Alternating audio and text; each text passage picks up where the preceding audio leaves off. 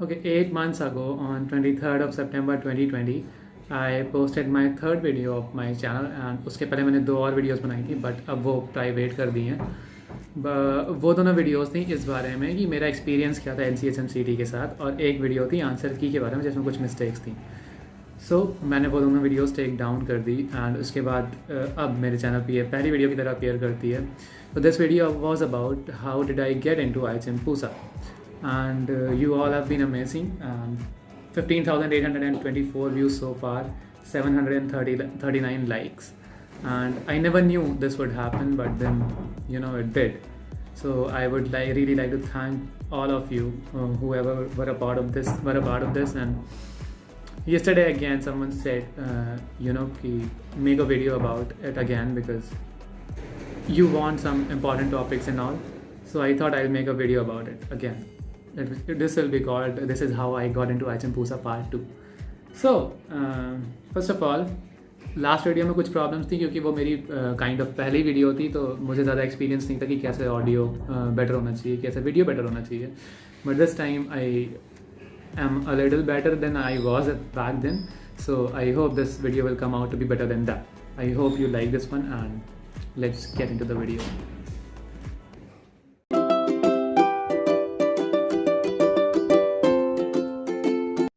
First of all subjects क्या होते हैं, तो होता है maths, reasoning, general awareness, service aptitude and English. English के 60 क्वेश्चन, सर्विस एप्टीट्यूड के 50, जनरल अवेयरनेस के 30, मैथ्स के 30 एंड रीजनिंग के 30। तो मेरा ऑर्डर ऑफ अटैम्प्ट क्या था कि मैंने मतलब पेपर को अप्रोच कैसे किया था, कैसे अटैम्प्ट किया था किस ऑर्डर को। सबसे पहले मैंने अटैम्प्ट किए थे GS के क्वेश्चन, यानी कि जनरल अवेयरनेस के या जनरल साइंस के। तो उसमें मैंने क्यों इसलिए किया क्योंकि बहुत टाइम बचता है। आप 30 क्वेश्चन पहले कर लेते हो और आपको आइडिया लग जाता है कि आपको GS में कितने क्वेश्चन आते हैं, तो आपको पता है कि बाकी के पेपर से आपको क्या एक्सपेक्ट करना है, किस तरह का स्कोर करना है बाकी के सेक्शंस में, to cover up for the loss और the profit that I made in my GK section. तो GK सेक्शन को सबसे पहले अटेम्प्ट करने का फ़ायदा ये है क्योंकि अगर आपको आंसर्स आते हैं तो आप लगा के आगे बढ़ जाओगे, और अगर नहीं आते हैं तो छोड़ सकते हो। तो टाइम इसमें ज़्यादा लगता नहीं है। 30 क्वेश्चन में हार्डली 10 मिनट्स लगता है, हार्डली 10 मिनट्स। उससे कम में भी कर सकते हो आप। तो सबसे पहले GS अटेम्प्ट कर लोगे और अपने 30 में से एटलीस्ट 20 to 25 मार्क्स सिक्योर कर सकते हो। डिपेंड्स कि आपको कितने क्वेश्चन आते हैं। अभी मैं कुछ इंपॉर्टेंट चीज़ें बताऊंगा जो आपको GK में ध्यान देनी चाहिए, या और सब्जेक्ट वाइज बताऊंगा कि जो इंपॉर्टेंट टॉपिक्स जिनके बारे में आपको ज़्यादा पढ़ना चाहिए।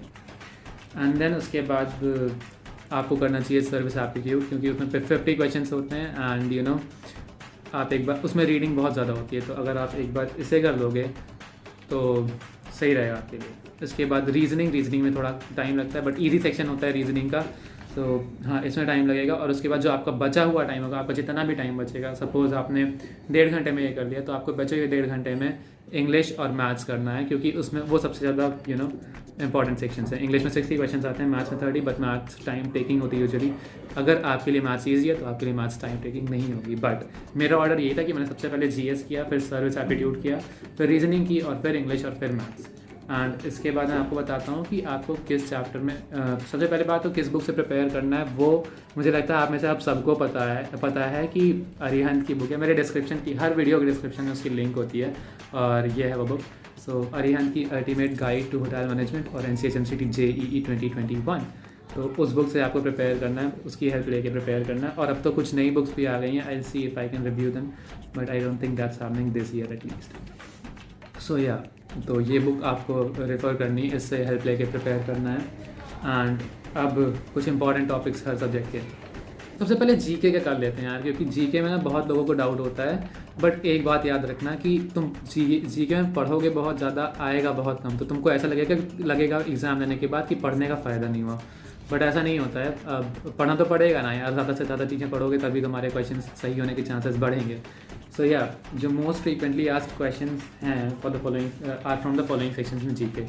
ये मेरी डायरी जो मैंने प्रिपेयर की थी NCHMCT के टाइम पे।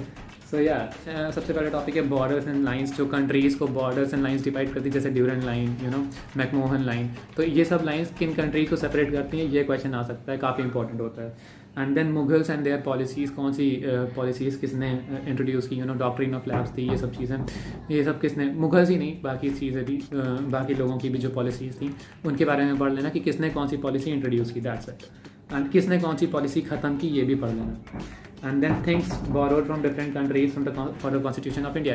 जो कॉन्स्टिट्यूशन ऑफ इंडिया है उसमें सारी चीज़ें हर किसी मतलब किसी ना किसी कंट्री के कॉन्स्टिट्यूशन से लेके बनाई गई हैं। तो आपको ये देखना है कि कौन सी कंट्री ने इंडियन कॉन्स्टिट्यूशन को क्या दिया है। And then studies of different things, जैसे study of insects and study of birds, study of cancer, study of you getting it right. तो स्टडीज़ पढ़नी है, उनका नाम क्या होता है वो पढ़ना है। एंड हर नोट पे क्या मतलब जो करेंसी की नोट्स है 500 रुपीज़ का नोट है एंड 10 रुपये का नोट है, 20 रुपये का नोट है, इन पे जो नई वाली नोट्स हैं उनमें किनका पिक्चर बना हुआ है। सपोज़ मैं बात करता हूँ, मैंने इसके लिए भी प्रिपरेशन की थी। तो 50 रुपीज़ के नोट पे रूइंस ऑफ हम्पी की विद कैरियट की पिक्चर बनी हुई होती है। एंड 100 रुपीज़ पर रानी का बाव बना होता है एंड 200 रुपये पर स्तूपा ऑफ सांची। तो इस तरह से आपको ये भी पढ़ लेना है, because you never know if it comes. Competitive exams में आता है, इसे आपको पढ़ना पड़ेगा। And then brands and their products, जैसे ITC है, नेस्ले हैं, इनके क्या डिफरेंट प्रोडक्ट्स हैं जो ये बनाते हैं। अगर आप कहोगे तो मैंने जो ये प्रिपरेशन की थी, जो डिटेल लिस्ट बनाई थी एग्ज़ाम के एक दिन पहले पढ़ने के लिए, ये मैं अपलोड कर दूँगा एज अ PDF। सो या डिस्क्रिप्शन में मिल जाएगा तुम्हें ये, डोंट वरी। तो और उसके बाद से फेमस एथलीट के बारे में पढ़ना है, जो इस साल के फेमस एथलीट्स होंगे, जो फेमस इवेंट्स हुए होंगे, स्पोर्ट्स इवेंट्स, इनके बारे में पढ़ लेना। Famous festivals of the world के बारे में पढ़ लेना, फूड फेस्टिवल्स के बारे में पढ़ लेना। Cultural heritages of the world जो यूनेस्को डिसाइड करता है वो पढ़ लेना। बस केवल ये पढ़ लेना इंडिया में कौन कौन से कल्चरल हेरिटेज हैं, इतना काफ़ी हो। And famous hotel groups and chains, famous hotel group जैसे ओबरॉय, लीला, एक्कॉर, इन सब चीज़ों के बारे में पढ़ लेना। ये NCHMCT अरिहंत की बुक में दिया हुआ है काफ़ी अच्छे से, तो ये पढ़ लेना। फेमस वाटर पैकेजिंग कंपनीज, इनके बारे में पढ़ लेना। एंड अवार्ड्स एंड ऑनर्स जो भी रिसेंटली दिए हो, जैसे नोबेल प्राइज़ हो गया, ऑस्कर अवार्ड हो गया, ये सब चीज़ों के बारे में पढ़ लेना। Top F&B brands, food and beverage brands, इनके बारे में पढ़ लेना, जैसे मैंने बताया नेस्ले, ITC, इन सब चीज़ों के बारे में पढ़ लेना।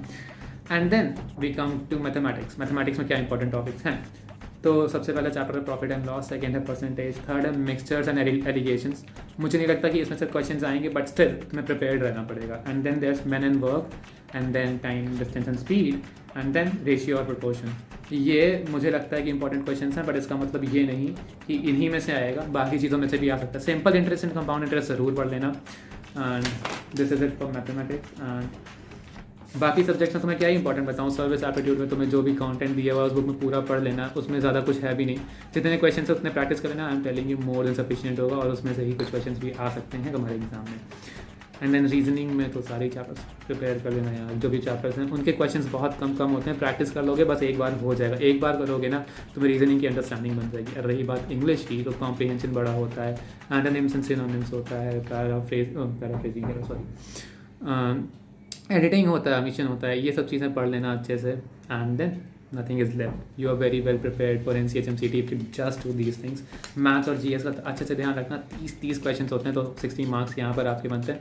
नॉट 60 into 4 240 मार्क्स आपके बनते हैं। So I hope you prepare well for these things. मैंने इंपॉर्टेंट टॉपिक्स बता दिए हैं, स्क्रीनशॉट भी पोस्ट किए थे, तो मतलब मैंने डिज़ाइन बना के वो कर दिया, उसका स्क्रीनशॉट आप ले सकते हो, so that it helps you in preparation. So that is it for this video guys. NCHMCT के लिए ऐसे प्रिपेयर करना है, चिंकू सा मैं आप ऐसे पहुँच सकता हूँ। अगर आप चाहोगे तो मेरे जो GS के छोटे छोटे नोट्स हैं उनका PDF में बना के डिस्क्रिप्शन में डाल दूँगा, तो please you can download it from there. That is it for this one. I hope you are prepare really well, all the best for your exam, and that is it for this video. I hope you like this one. Please like करना video को, अपने friends के साथ share करो जो NCHMCT के लिए prepare कर रहे हैं, एंड सब्सक्राइब करो चैनल को, help me grow, and that is it. I see you guys in the next one. Thanks for watching.